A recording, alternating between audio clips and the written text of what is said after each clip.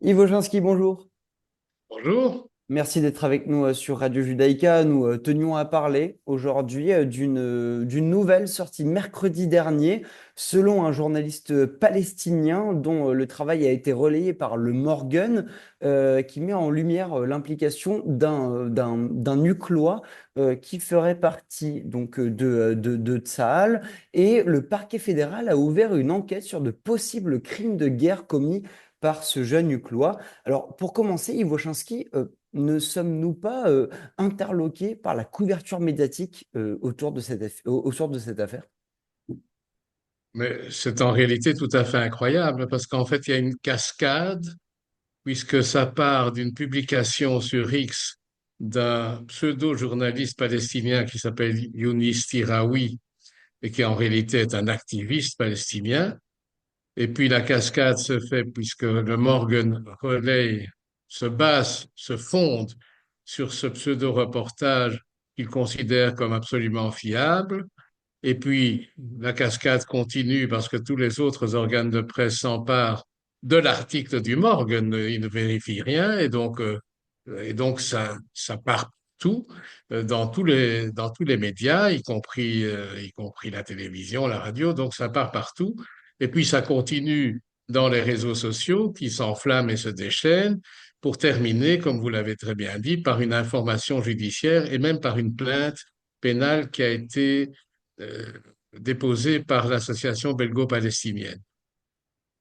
Alors, il faut d'abord dire un mot au sujet de Younis Tiraoui, qui se présente comme un reporter, un journaliste palestinien, et comme je vous le disais, c'est manifestement un activiste palestinien qui n'en est d'ailleurs pas à son coup d'essai, puisque récemment, il avait aussi, toujours par une publication sur X, mis violemment en cause un jeune juif français de Villeurbanne qui avait simplement relayé sur son réseau social la vidéo, une vidéo prise apparemment par un soldat francophone qui avait arrêté un terroriste à Gaza.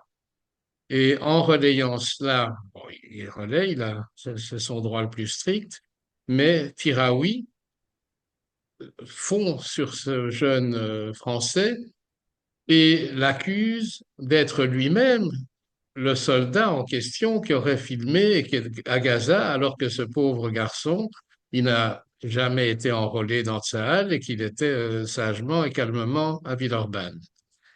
Et donc, non seulement il l'a jeté en pâture, mais il a donné son nom, c'est son identité complète pour effectivement le jeter en pâture à la vindicte populaire. Et c'est exactement une situation tout à fait comparable qui existe à l'égard de ce jeune prétendu Huguenois qui serait membre d'une unité d'élite de Tsahal. Moi, je ne connais pas cette famille, mais j'ai des informations selon lesquelles ce qui est d'abord, l'article en général est complètement faux et constitue une manipulation, puisque c'est une sorte de puzzle entre différentes images, différents reportages pour essayer de convaincre celui qui regarde cette publication du fait qu'une unité de Tsahal serait impliquée dans des meurtres de civils programmé et objectif unique de cette unité, ce qui est d'abord totalement faux, bien entendu.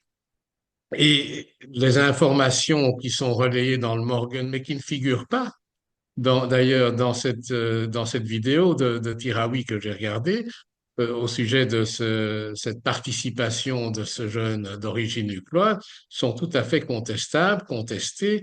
Et donc, encore une fois, euh, le Morgan a une responsabilité énorme parce que dans l'article du Morgan, on publie des détails biographiques qui, sans donner le nom de ce jeune belgo-israélien, permettent de l'identifier. Donc, c'est d'une gravité extrême Bien parce sûr, que les médias belges ont donné ses initiales carrément. les médias belges ont donné des initiales. On ne sait pas si les initiales sont exactes ou pas, mais le Morgan a donné véritablement des détails biographiques qui, avec un peu de recherche, permettent de l'identifier lui, d'identifier la famille. Mais au-delà de lui-même et de sa famille qui sont mis en grand danger, parce que il y a une folie actuelle et on l'a vu illustré dans les réseaux sociaux, puisque dans les réseaux sociaux, on dit on ne le laissera pas en paix, donnez-moi ses coordonnées. Ça, c'était l'un qui disait, dès que j'aurai ses coordonnées, je ne le laisserai pas en paix. On montre sa photo, on montre son nom, parce qu'effectivement, son nom a été découvert puisqu'il y avait des éléments qui permettaient de le faire.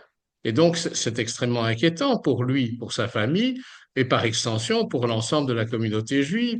On a mentionné le nom d'une école, je ne vais pas le dire ici à Mhm. l'antenne, mais tout ça est absolument scandaleux. Alors, est-ce qu'il y a au Morgan, dont je rappelle qu'il fait partie du même groupe de presse que le magazine Humo, qui s'est tristement euh, révélé au mois d'août par sa publication de l'article de M. Brusselmans qui, évoquant Gaza, avait dit qu'il voulait planter un couteau dans la gorge de chaque juif qu'il rencontrait. Donc c'est ce groupe de presse. Y a-t-il un rédacteur en chef pour empêcher, ne fût-ce une quelconque mention biographique d'une personne qui est attaquée et ça ne sert à rien dans l'article. Sinon, l'article vise une unité d'élite en donnant des détails qui sont tout à fait faux, qui ne correspondent absolument pas à ce que cette unité de l'armée fait. Mais ça, si le Morgan voulait publier ce type d'article, il ne devait absolument pas mentionner quiconque ici en Belgique et surtout pas avec des détails qui permettaient d'identifier. Donc, il y a une responsabilité, il y a une faute qui me paraît une faute majeure, euh, sans parler évidemment des notions de base, mais qui sont reléguées au placard, comme celle de la présomption d'innocence. Donc, véritablement, attaquer quelqu'un qu'on peut identifier, c'est un scandale absolu au nom de la presse. Vous avez mentionné ce terme de vindicte populaire. Les médias belges, dans leur couverture, ont-ils cédé au code des réseaux sociaux aujourd'hui dans la dénonciation de l'acte ou l'acte commis ou non de ce jeune homme? Mais je dois faire d'abord le grand reproche, le reproche de base, il est fait au morgue. Mais les médias francophones notamment, qui ont relayé l'information, qui n'ont absolument fait aucun contrôle. Et alors là, je peux faire le reproche à la fois au Morgan et aux autres organes de presse. Il y a quand même dans les principes journalistiques la vérification des sources, le croisement des sources. Tout cela n'a évidemment pas été fait, et encore moins par les autres organes de presse qui se contentent de redonner, sans la vérifier, la même information que dans le Morgan. C'est quand même quelque chose qui pose véritablement question. Mais ce sont ces articles et c'est cette publicité donnée et en particulier à l'accusation portée à ce jeune d'origine ucloise qui ont enflammé la toile et qui ont enflammé les réseaux sociaux. C'est dans cet ordre-là. Ce n'est pas la presse qui a relayé les réseaux sociaux, c'est l'inverse. Et donc, on doit savoir ça. On sait que ça va provoquer ce type de réaction. Et c'est d'autant plus la responsabilité des organes de presse de ne pas allumer des incendies.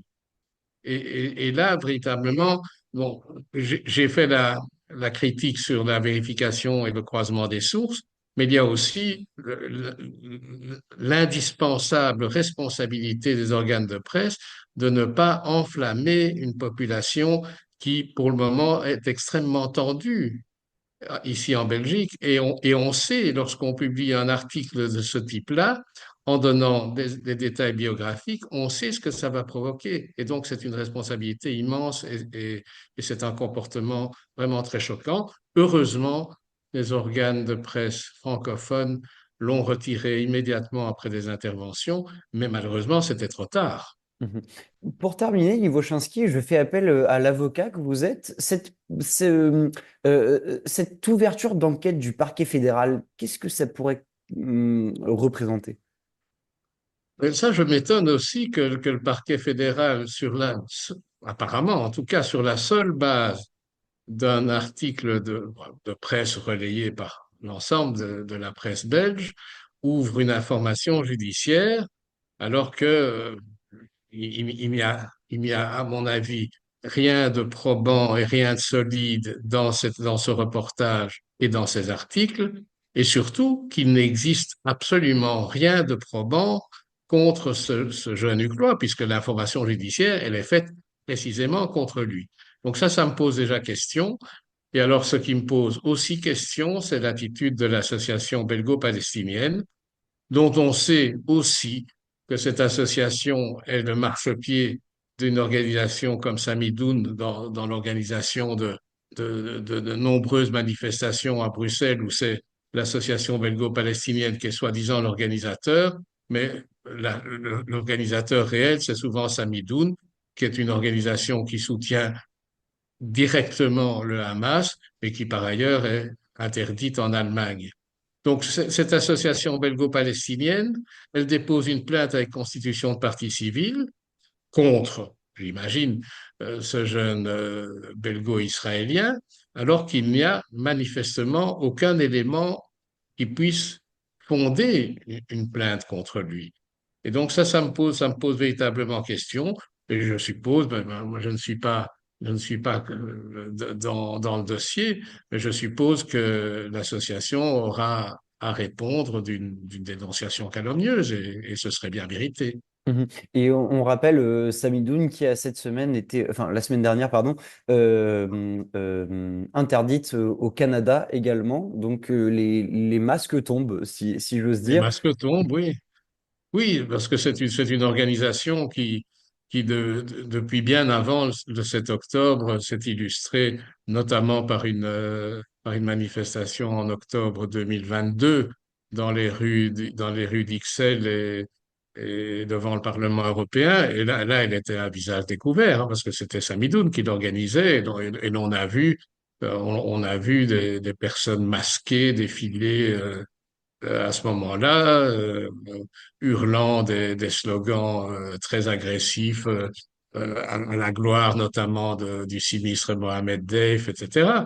Et donc, le visage était découvert à ce moment-là, mais pour le moment, ils sont plutôt en sous-main dans l'organisation des manifestations, et en tout cas, ils sont très présents à Bruxelles, et c'est très inquiétant.